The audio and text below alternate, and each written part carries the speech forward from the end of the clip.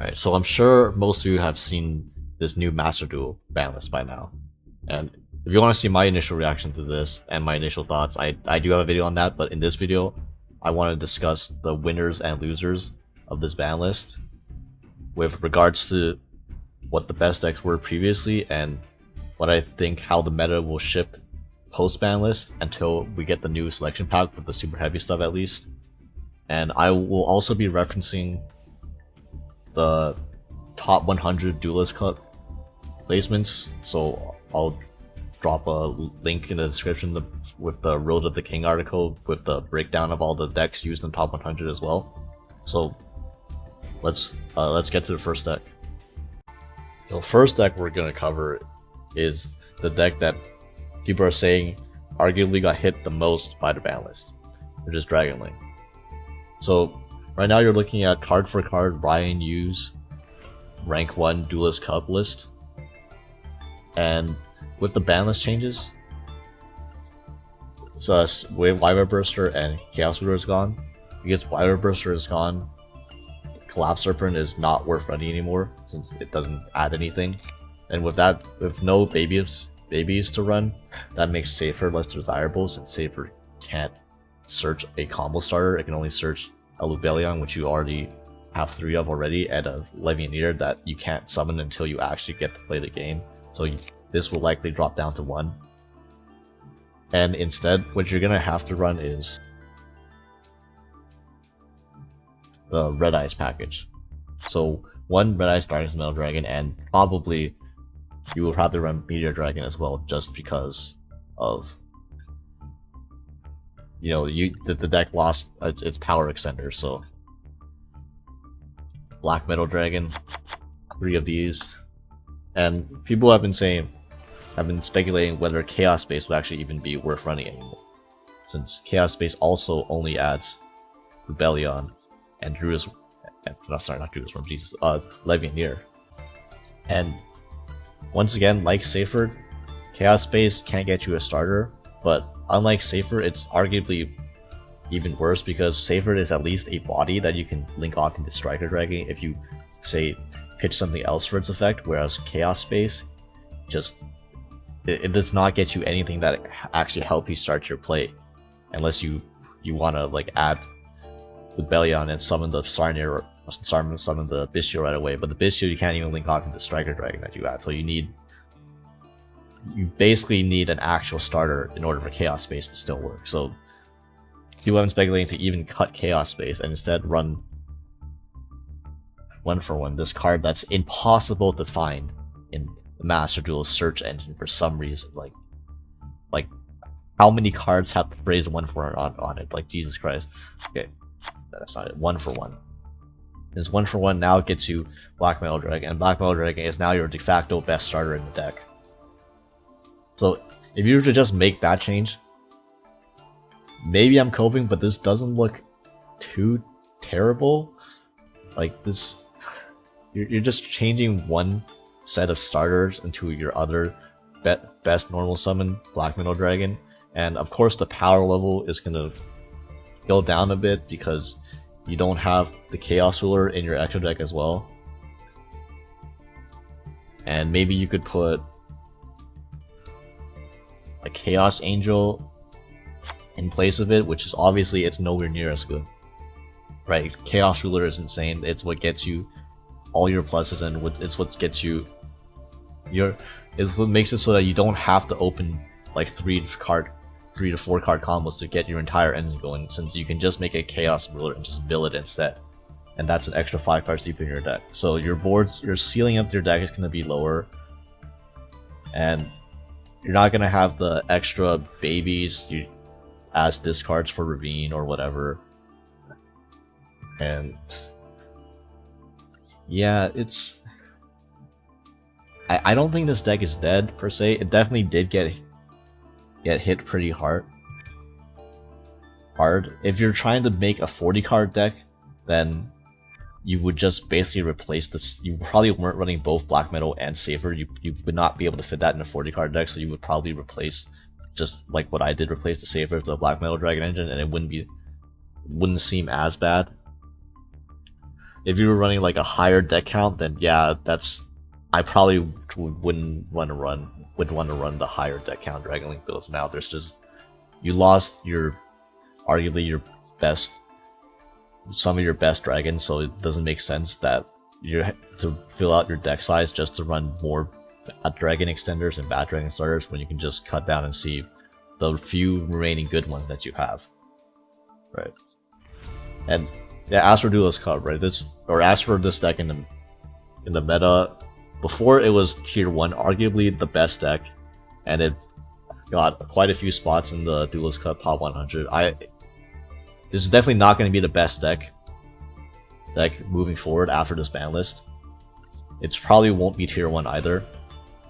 It might still be on the cusp of tier 2, I feel. I don't think like dropping down all the way to Rogue seems a bit harsh. I don't think the deck isn't that bad, but that's yet to be seen. And definitely we'll see a very high, like a lot of drop in play rate, so we might not even have a sample size of like good enough players to actually see how good this deck is. There's only probably going to be a few dedicated Dragon Link players still on this deck in the first place, given the hits.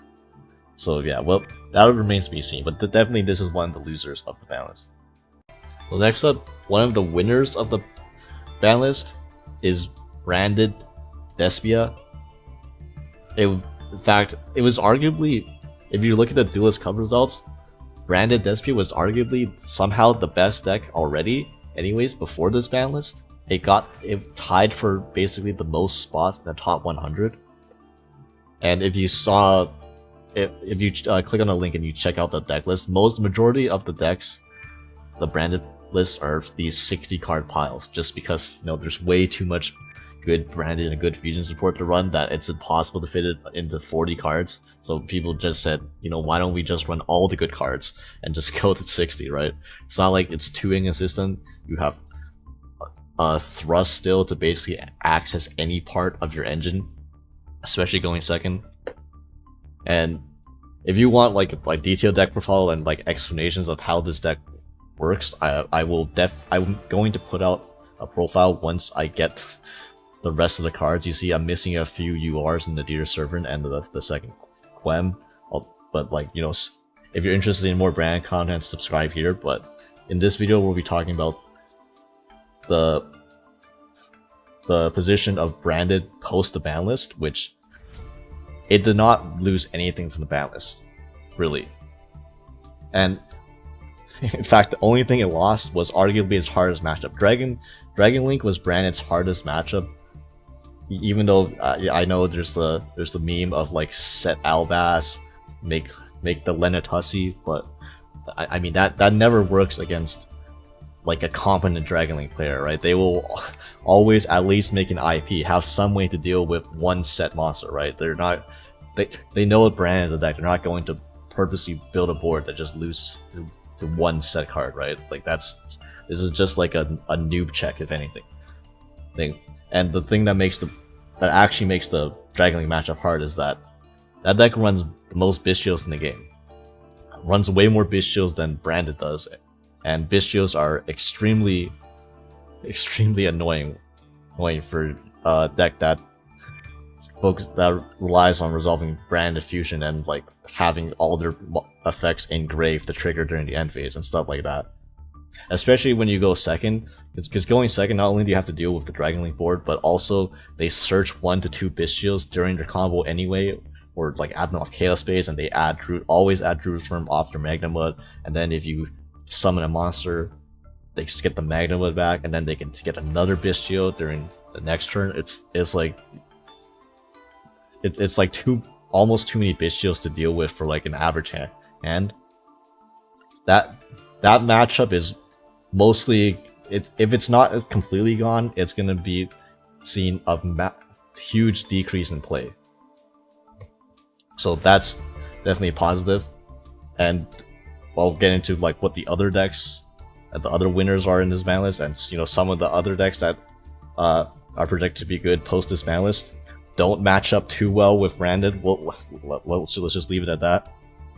So yeah, this you're looking at one of the contenders for the best deck of the next format post Banlist right here. Oh, I almost forgot to mention that the other hardest matchup for Brandon was Purrely, just because it's, you know, Noir, you don't really have a clean out to it. You basically have to run Thrust for tactics for Herald, which you see I'm no longer running here because we're going to talk about Purrely next and what's going to happen to that post the ban list.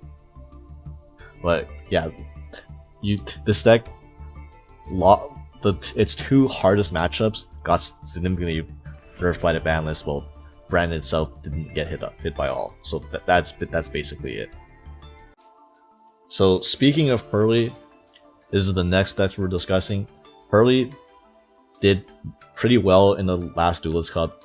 I believe it got the fourth most placement in the top 100, only behind Branded, Vanquish Soul, and Dragon Link. So that's, you know, being fourth behind those decks after it got hit by the previous ban list even harder than most was actually pretty impressive showing.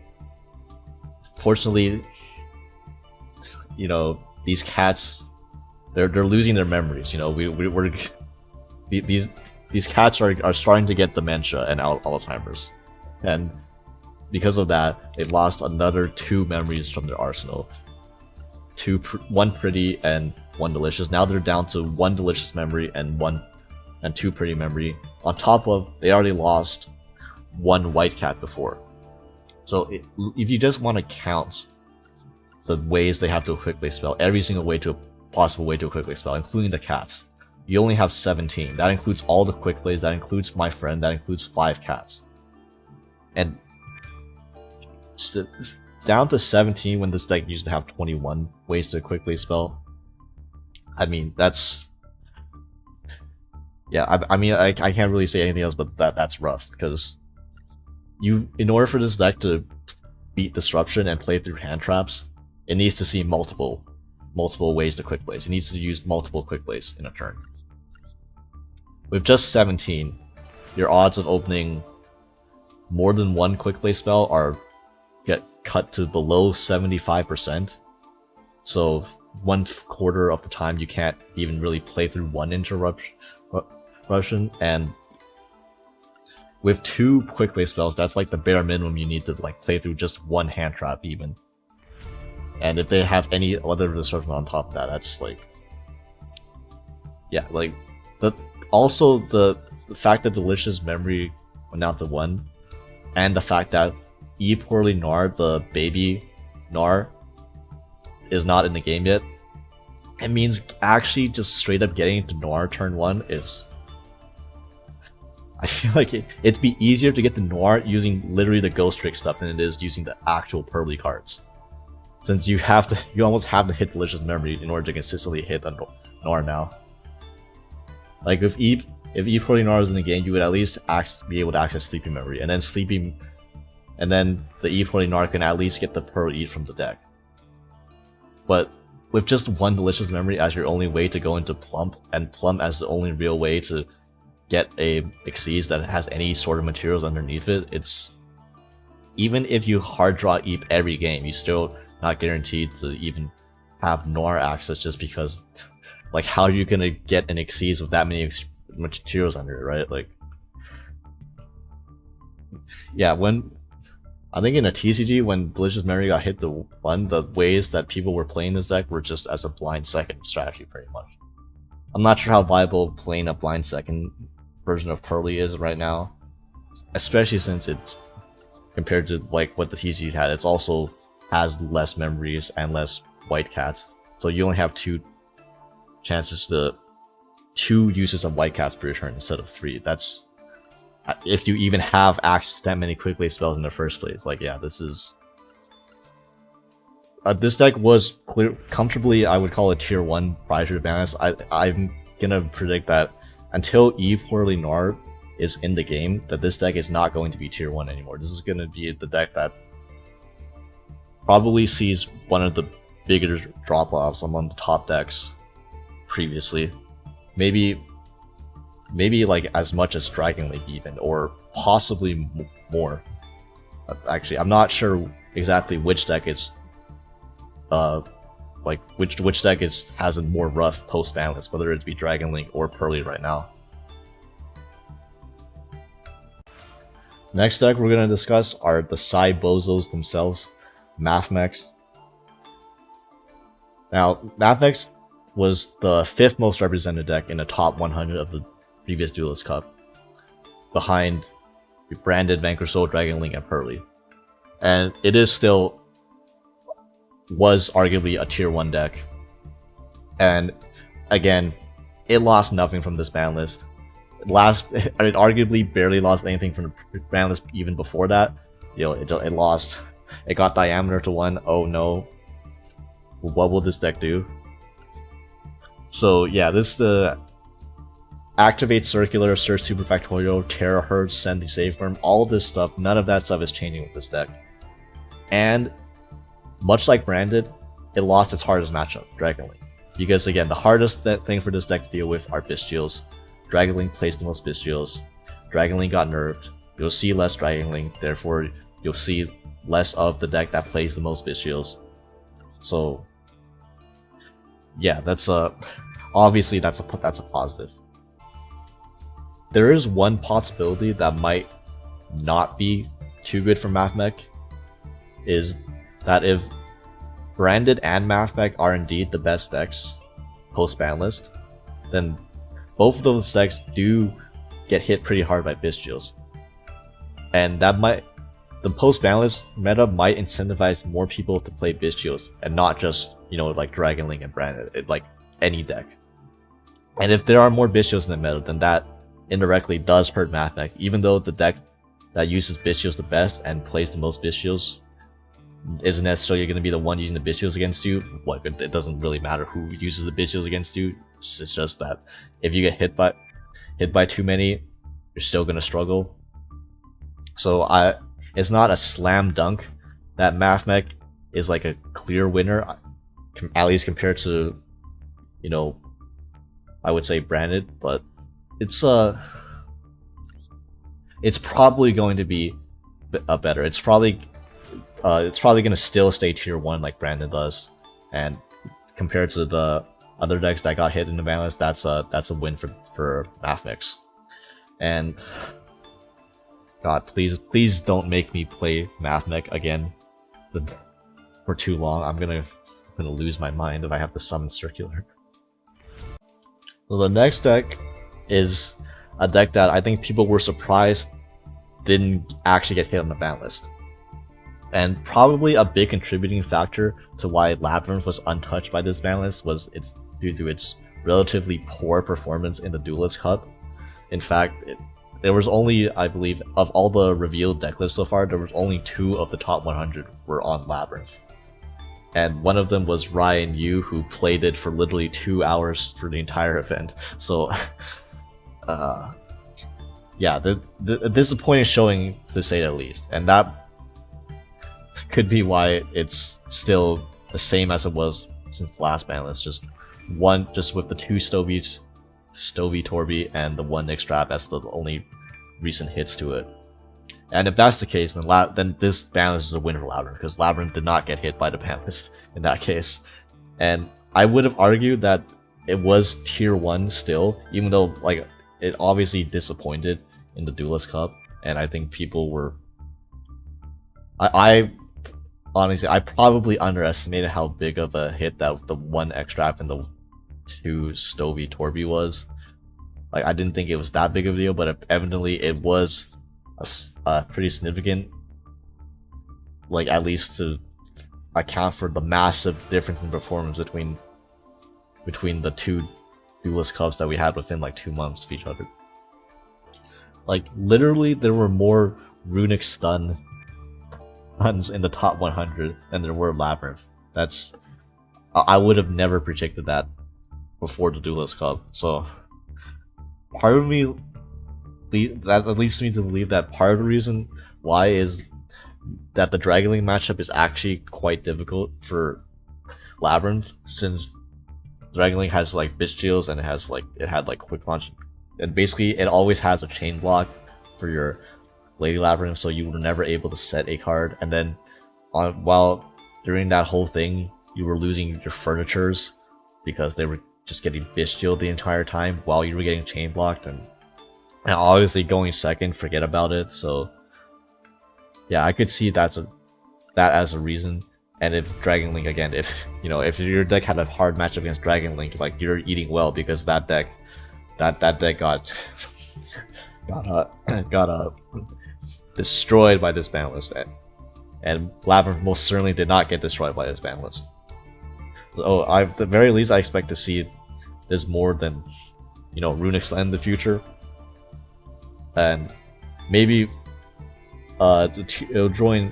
So far, the other two winners were Branded and Mathmech, which I both think are going to be tier 1 post the Banlist. So Labyrinth might be up there as the next best deck after those two, and obviously Dragon Link and Purrely have,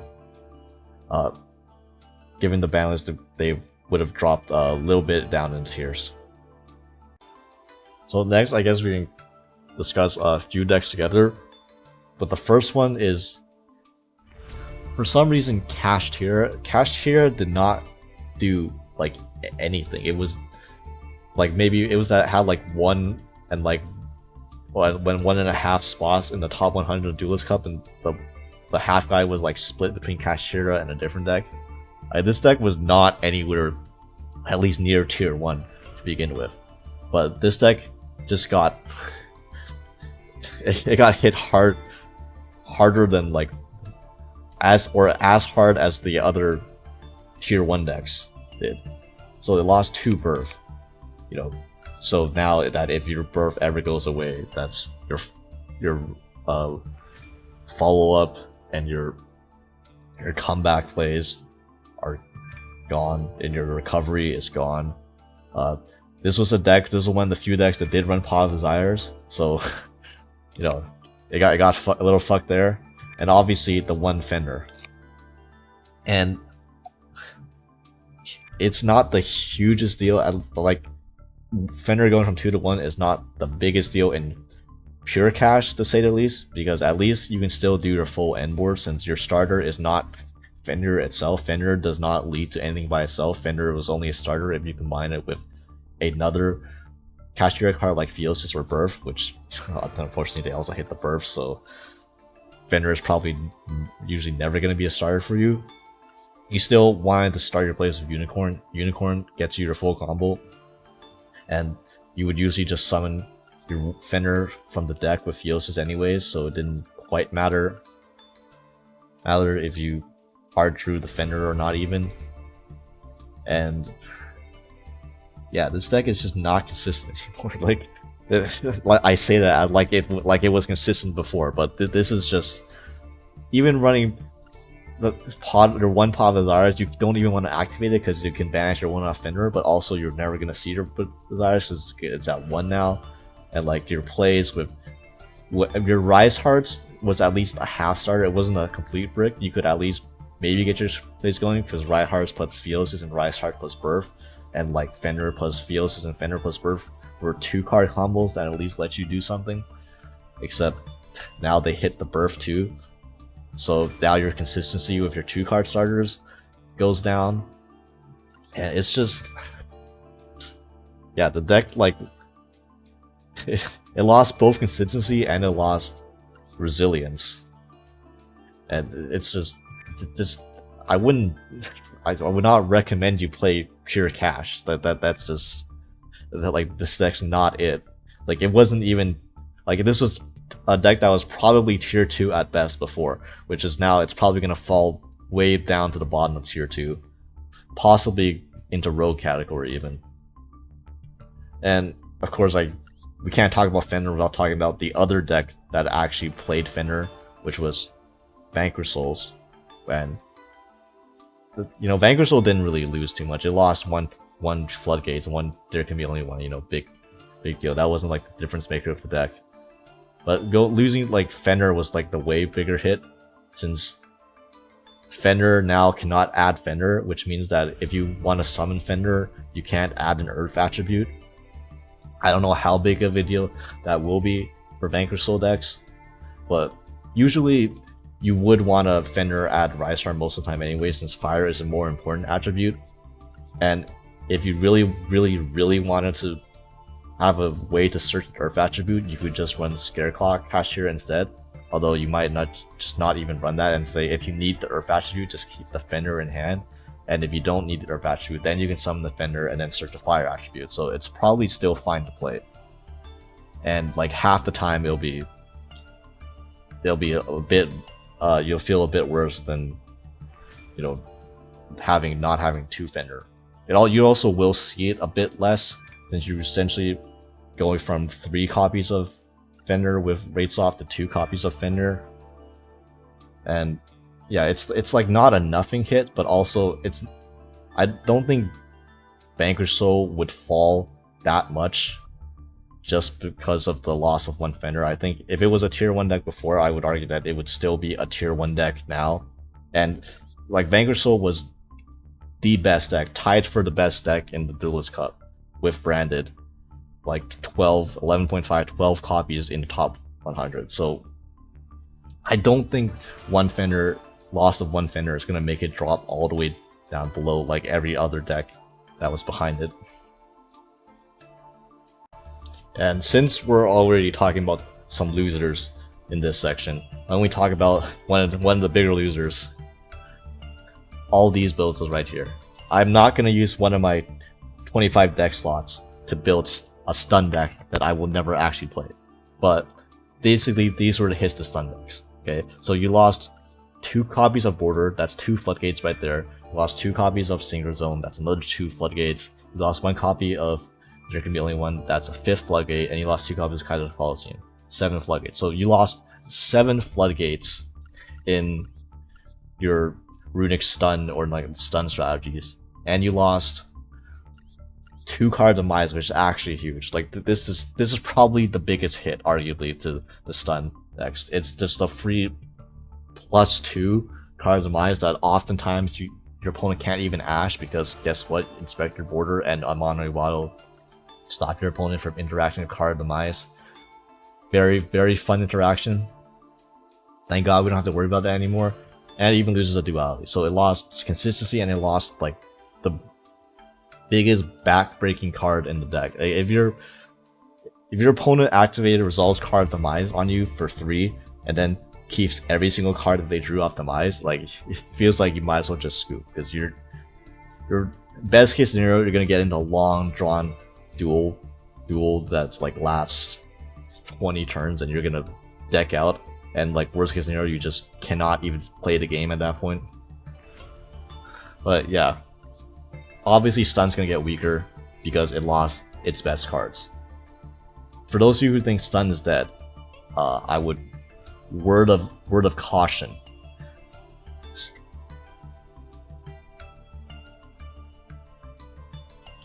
There are way too many floodgates in this damn game, and cards that can masquerade as floodgates for stun to ever stop play. Like, oh no, like take Border for example. You lost 2 normal summons in Border.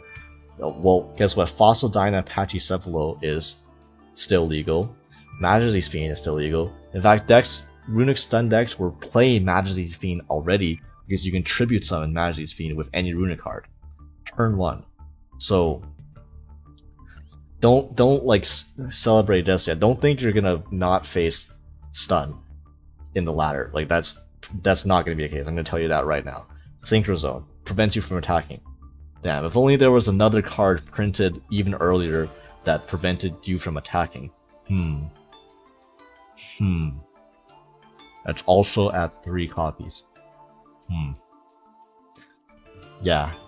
Also, yeah, Summon Limit is still legal. That's probably the next best floodgate, and probably the next floodgate that's gonna get limited. And yeah, as long as you don't ban every floodgate, there will always be enough floodgates that people can fit into a single 40 card deck to still play a semi-viable stun strategy. I like, don't get me wrong, these hits hurt. Like, stun will be a lot worse now. Well, actually, maybe not a lot worse, but it'll be worse. But it's not gonna stop people that the people that want to play stun, this isn't gonna stop them from playing stun. I'm just gonna say that right now. Now I also want to cover some lower tier decks that the ban list helped greatly, and that you should expect to see more of on the ladder when it does come into effect. One of those being Speedroid, obviously. Out of all the decks that got cards back, you know, between the Dragon Rulers and, you know, the credit plans getting the Orphan Scorpion back, Speedroids is the most competent of those decks, in my opinion, by far. With us 3 Terratop now, this is this deck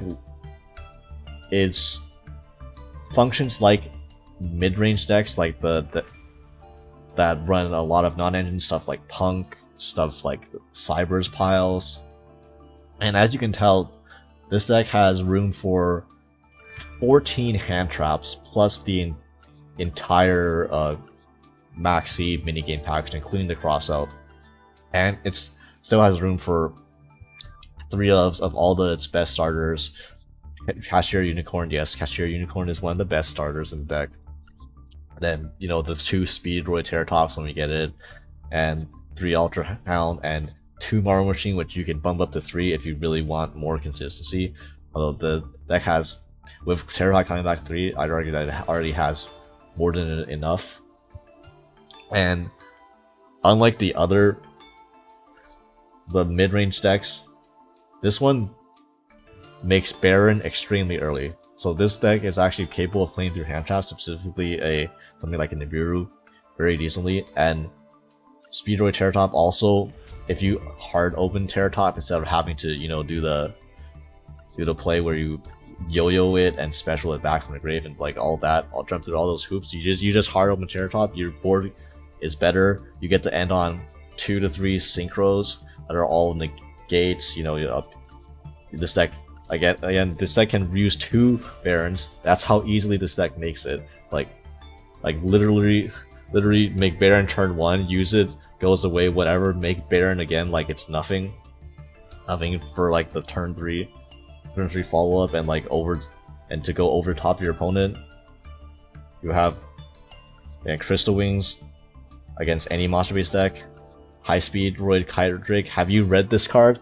Have you we're like Misk syndrome here. Like, have you read this card? If this card is single summon, you can destroy all other cards on the field or negate the effects of all phases of card your opponent controls. Like, have you seriously read this card? When my opponent summoned this on me before in like an event, I nearly shit my pants. I was like, why? I was like, Speedroid has a card like this? Like, are you serious? Like yeah, this is this deck is competent. It was Rogue before. I think this has a chance to rocket up all the way to the top of Rogue, maybe into like the tier 3 or even tier 2 status. So yeah, definitely keep an eye out on this deck using Speedroids, or I should say Terratop, because this ain't gonna be the only deck playing Terratop. Okay, so one thing I brought up before was the fact that Master Duel MX Saber Invoker legal. Speedroid Terratop, summoning this, special summoning this, adding Target Tomborg, especially Target Tomborg, and then overlay the 2, you can make a rank 3 XDs. You make NX Saber Invoker. And then Invoker special summons any Earth Warrior, and then you link those 2 into Isolde. So now you have an Isolde off of 1 card that didn't even use your normal summon. Surely that cannot go wrong in any way. So like, surely nobody will find some way to abuse this. If and when the rest of the Infernoble support comes, and Isolde, MX Saber Invoker, and Terratop are all legal at their copies right now, that might be a little bit of a problem. But even right now, because I haven't labbed out all the warrior combos yet, I don't know if there's something super degenerate that you can even do right now but the fact that you have such easy access to your soul with Terratops is a little frightening to me. And it's a bit more frightening than the other thing that you can do with Terratop and Invoker is. Like, they're the classic.